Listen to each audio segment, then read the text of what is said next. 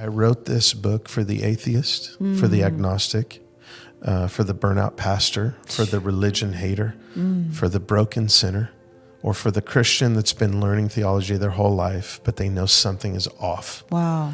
And so my goal is, and this is the heart of the book, is for people to go on this journey of, what we call repentance. Repentance is not a one-time thing that happens at salvation.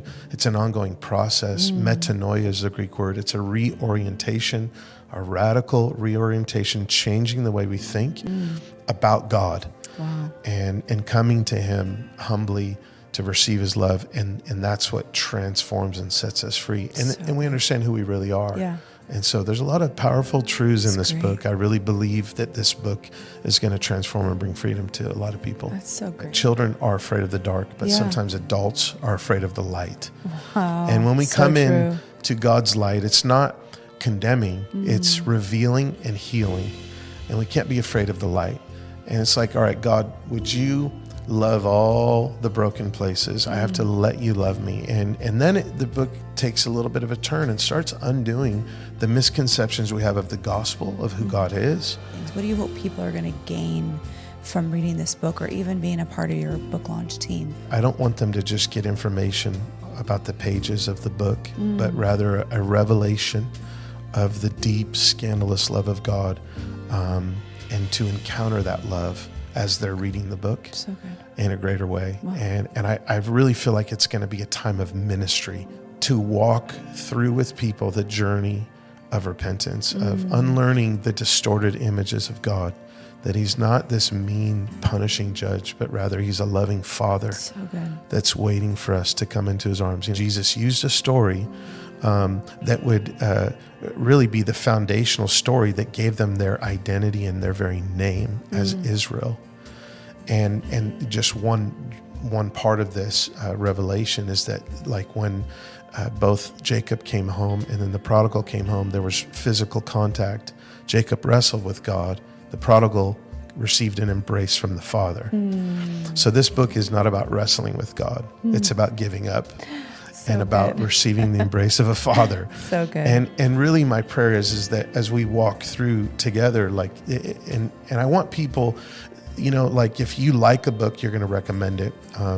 If it changes you, you're going to give it to everybody in your life. I know people that have read it, the endorsements. I mean, I feel so honored.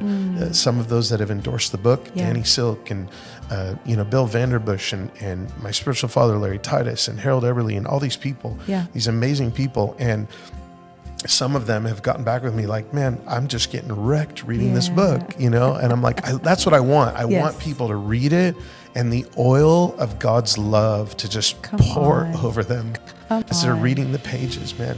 And so that's my goal, is they encounter the love of God. And that's really my life, It's what I pray for. It's what I live for. People sometimes make fun of me, like, all you preach on is the love of God. I'm like, what else is there?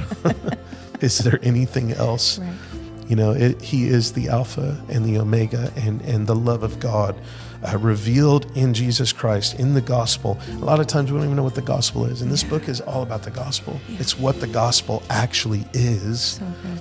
And undoes all the misconceptions of what it isn't. Yeah, blood, sweat, and tears. There has definitely been sweat and tears poured into the pages of this book to make this happen. So it's been an exciting journey to be, to watch you go through and watch you on it. So I'm just really...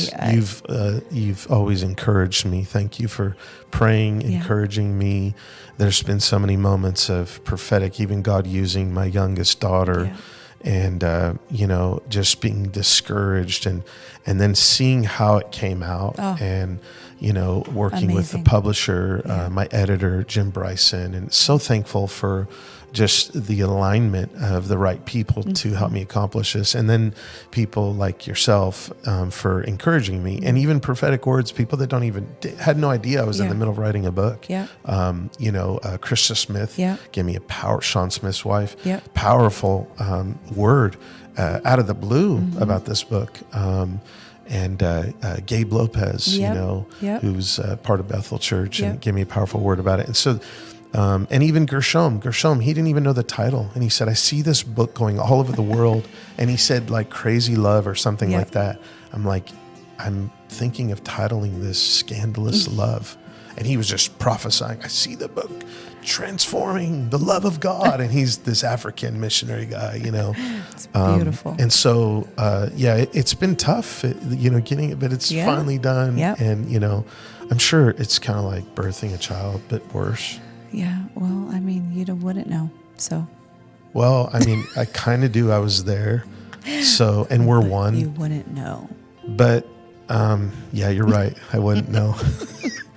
I'm forever grateful for you birthing my 5 children, our 5 children. You're welcome. Come on, somebody.